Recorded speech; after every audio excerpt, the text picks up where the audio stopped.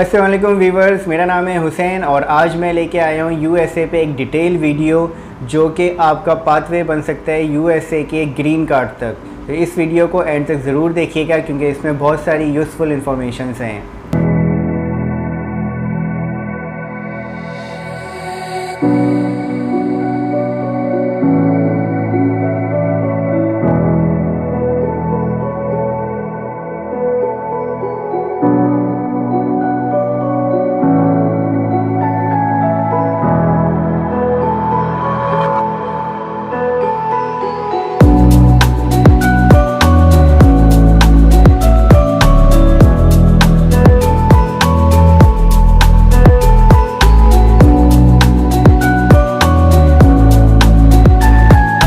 USA का नाम सुनते ही हमारे माइंड में एक वर्ड क्लिक करता है ग्रीन कार्ड, जो बहुत सारे लोग अप्लाई करना चाहते हैं लेकिन रूट्स उनको नहीं पता, इन्फॉर्मेशंस अनक्लियर हैं कि किस तरीके से कौन से पाथवे के थ्रू यूएस का सिटीज़नशिप हासिल किया जाए या परमानेंट रेजिडेंसी ली जाए। एक तरीका है कि अगर आपके स्पाउस, पेरेंट या brother and sister US citizen या परमानेंट रेजिडेंस हैं तो वो आपके लिए स्पॉन्सरशिप अप्लाई कर सकते हैं, लेकिन उसका जो प्रोसेसिंग टाइम होता है, अगर आपके पेरेंट्स हैं, स्पाउस हैं या चिल्ड्रन के लिए आप अप्लाई करना चाह रहे हैं तो फिर आपका जो प्रोसेसिंग टाइम होता है वो 4 साल से लेके 7 साल तक का होता है। यही चीज़ अगर आप ओवर 21 ईयर्स के चाइल्ड के लिए अप्लाई करना चाह रहे हैं या अपने ब्रदर एंड सिस्टर के लिए स्पॉन्सरशिप अप्लाई करना चाहते हैं तो उसमें आपको तकरीबन 11 से लेके 20 साल तक लग जाते हैं। अब शॉर्टेज पाथवे क्या है जिसके थ्रू आप यूएस में एंटर हो सकते हैं और विद इन 5 to 10 ईयर्स आप ग्रीन कार्ड हासिल कर सकते हैं। यूएस के जो इमिग्रेशन प्रोग्राम है वो 2 चीज़ में डिवाइडेड है, यानी कि 2 पार्ट्स हैं उसके। एक है जॉब बेस्ड इमिग्रेशन जिसके थ्रू आप जा सकते हैं यूएस में जॉब कर सकते हैं और फिर कंपनी के थ्रू आप ग्रीन कार्ड अप्लाई करते हैं और वहाँ का सिटीज़नशिप ले सकते हैं। दूसरा पार्ट है या आप इन्वेस्ट करें, वहाँ पे एक कंपनी सेटअप करें और फिर उस कंपनी के थ्रू आप ग्रीन कार्ड के लिए अप्लाई कर सकते हैं। यूएस के जो पॉपुलर प्रोग्राम्स हैं या पॉपुलर जो वीज़ा कैटेगरीज़ हैं वो हैं H1B वीज़ा, J1 वीज़ा या L1 वीज़ा। पहले हम डिस्कस करेंगे वो पाथवे जो आप जॉब या वर्क परमिट के थ्रू ले सकते हैं, फिर हम मूव करेंगे इन्वेस्टमेंट पाथवे पे।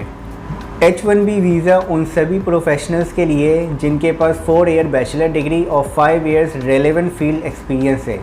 यानी कि अगर आप सेल्स एंड डिस्ट्रीब्यूशन मैनेजर हैं तो आपके पास बिज़नेस मैनेजमेंट की 4 ईयर डिग्री होनी चाहिए और 5 ईयर्स रेलेवेंट एक्सपीरियंस होना चाहिए।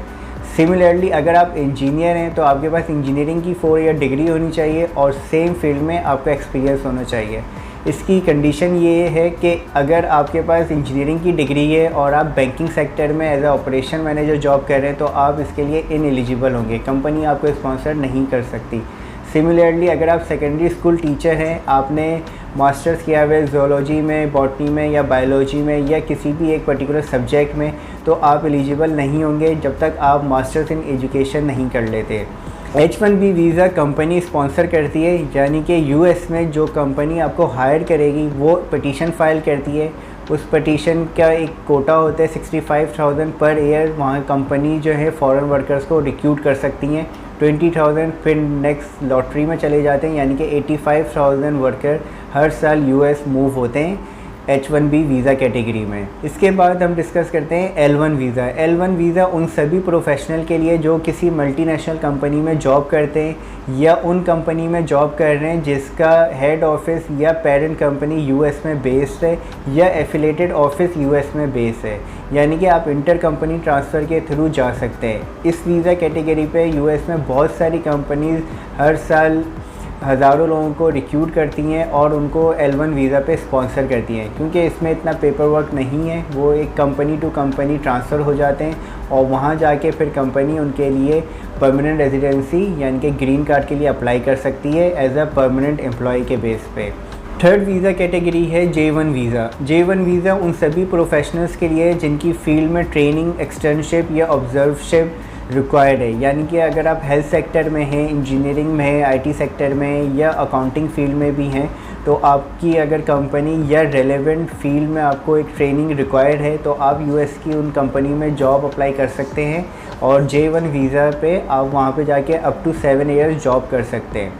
इस जॉब के बाद आपको 2 ईयर्स अपनी होम कंट्री में वापस आना होता है, या फिर जो फर्म में आप जॉब कर रहे थे वो फर्म एग्जेम्पशन अप्लाई करती है और आपका J1 वीज़ा जो है कन्वर्ट हो जाता है H1B वीज़ा में या दूसरे वीज़ा कैटेगरी में, और फिर आप PR वीज़ा के लिए यानी कि जो ग्रीन कार्ड है उसके लिए आप अप्लाई कर सकते हैं। 4th वीज़ा कैटेगरी जो है वो है EB2 वीज़ा। EB2 वीज़ा उन सभी एक्सेप्शनल स्किल वर्कर्स के लिए जिनकी US में डिमांड है, जैसे कि एयरक्राफ्ट पायलट हो गए, एयरक्राफ्ट इंजीनियर्स हो गए, हेल्थ सेक्टर्स में डॉक्टर्स हो गए, नर्स हो गए, फार्मासिस्ट हो गए, अकाउंटेंट्स हो गए, टीचर्स हो गए, प्रोफेसर और लेक्चरर्स हो गए। तो ये सारे लोग अपनी मास्टर्स डिग्री के बेस पे और अपने वर्क एक्सपीरियंस के बेस पे वीज़ा खुद से अप्लाई कर सकते हैं। आपको USCIS के ऑथराइज्ड लॉयर के थ्रू अपनी पिटीशन US में फ़ाइल करनी होती है। इसमें आपको जॉब ऑफ़र की नीड नहीं है, आप विदाउट जॉब ऑफ़र भी अप्लाई कर सकते हैं। 7 to 12 मंथ्स में आपकी पिटीशन अप्रूव हो जाती है, तो फिर आप यहाँ अपनी होम कंट्री से वीज़ा अप्लाई करते हैं और वहाँ जाके आप जॉब सर्च करते हैं, और फिर आफ्टर 5 ईयर्स कंपनी के बेस पे आप ग्रीन कार्ड अप्लाई कर सकते हैं। अगर आप किसी कंपनी में जॉब सिक्योर कर लेते हैं तो कंपनी आपको EB2 वीज़ा पे भी स्पॉन्सर कर सकती है। वो वहाँ से पिटीशन फ़ाइल करेगी और फिर जब आपकी पिटीशन अप्रूव हो जाती है तो आप अपनी होम कंट्री से या रेजिडेंस कंट्री से वीज़ा अप्लाई करते हैं, जॉब ज्वाइन करते हैं, और फिर कंपनी के बेस पे ही आप ग्रीन कार्ड अप्लाई करते हैं। जब ग्रीन कार्ड आपको अप्रूव हो जाता है तो 5 ईयर्स के बाद आपको सिटीज़नशिप मिल जाती है। अब हम बात करेंगे E2 वीज़ा की। E2 वीज़ा उन सभी नेशनल्स के लिए एलिजिबल है जो US TT ट्रेड के मेंबर्स हैं। इसमें पाकिस्तान के साथ साथ बहुत सारी कंट्रीज़ आती हैं जो कि यूरोपियन कंट्रीज़ हैं, फार ईस्ट एशिया की कंट्री हैं, मिडिल ईस्ट की कंट्रीज़ हैं। E2 वीज़ा के लिए आपको एक कंपनी सेट करनी होती है। इसकी कोई मिनिमम अमाउंट रिक्वायर्ड नहीं है, लेकिन एक आइडियल अमाउंट 70,000 to 100,000 US है, जिससे आप किसी भी रनिंग कंपनी के 50% शेयर ओनर बन जाते हैं, या फिर आप एक इंटायर कंपनी को सेट कर लेते हैं। E2 वीज़ा इनिशियली 2 ईयर्स के लिए वैलिड होता है, उसके बाद वो 5 ईयर्स के लिए एक्सटेंडेबल है। इसकी कोई टाइम लिमिट नहीं है, लेकिन E2 वीज़ा के थ्रू आप ग्रीन कार्ड अप्लाई नहीं कर सकते, और E2 वीज़ा पे आप अपने चिल्ड्रन जो अंडर 21 ईयर्स एज है उनको ही स्पॉन्सर कर सकते हैं। जब वो 21 ईयर्स या अबव के हो जाएं तो उनको एक अपना सेपरेट वीज़ा अप्लाई करना होता है। E2 वीज़ा कन्वर्टेबल है EB5 वीज़ा में, यानी कि जो कंपनी आपने सेट की थी US में उसकी वर्थ अगर आप $2 मिलियन तक ले जाते हैं तो आपको EB5 वीज़ा मिलता है, जिसके बेस पे आप फिर 5 ईयर्स के बाद ग्रीन कार्ड अप्लाई कर सकते हैं और अपनी फैमिली को भी स्पॉन्सर कर सकते हैं। इन सब वीज़ा कैटेगरी के थ्रू आप US का ग्रीन कार्ड हासिल कर सकते हैं। अगर आप US स्टडी वीज़ा पे जाना चाहते हैं तो F1 वीज़ा या M1 वीज़ा के बेस पे आप US में स्टडी कर सकते हैं। F1 वीज़ा उन सभी एजुकेशनल प्रोग्राम के लिए जो कि किसी यूनिवर्सिटी या कॉलेज से होता है, और M1 वीज़ा उन सभी वोकेशनल प्रोग्राम के लिए जैसे कि एयरक्राफ्ट मेंटेनेंस इंजीनियरिंग हुई या कोई ट्रेड वर्कर का प्रोग्राम हुआ या सर्टिफिकेशन हुई, तो उसके थ्रू आप M1 वीज़ा पे जाते हैं। F1 वीज़ा पे आप during the period part time job कर सकते हैं पर वीक 20 आवर्स, लेकिन M1 वीज़ा पे आप मैक्सिमम 6 मंथ्स ही जॉब कर सकते हैं अपने इंटायर कोर्स ड्यूरेशन में। M1 वीज़ा या F1 वीज़ा पे दोनों में आपके स्पाउस वहाँ जॉब नहीं कर सकते, लेकिन वो आपके साथ US में ट्रैवल कर सकते हैं। उम्मीद है कि आज की वीडियो आपको पसंद आई होगी। इस वीडियो को लाइक कर दें और अपने फ्रेंड्स एंड फैमिली सर्कल में शेयर कर दें ताकि वो भी इन इन्फॉर्मेशन से बेनिफिट हासिल कर सकें। अगर आप भी अपना US का इमिग्रेशन प्रोग्राम हमसे प्रोसेस करवाना चाहते हैं तो ARS को कांटेक्ट करें। हमारा कांटेक्ट नंबर है 0092 335 257 3806, या आप मुझे ईमेल भी कर सकते हैं sayedhussain@arsimmigration.com।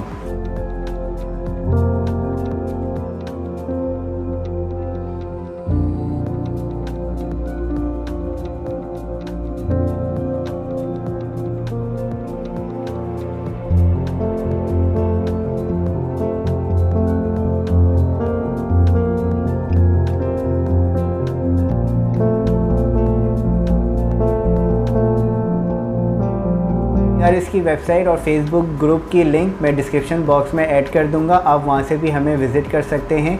अपना बहुत ख्याल रखिएगा। नेक्स्ट वीडियो में फिर मुलाकात होती है, जब तक के लिए अल्लाह हाफ़िज़।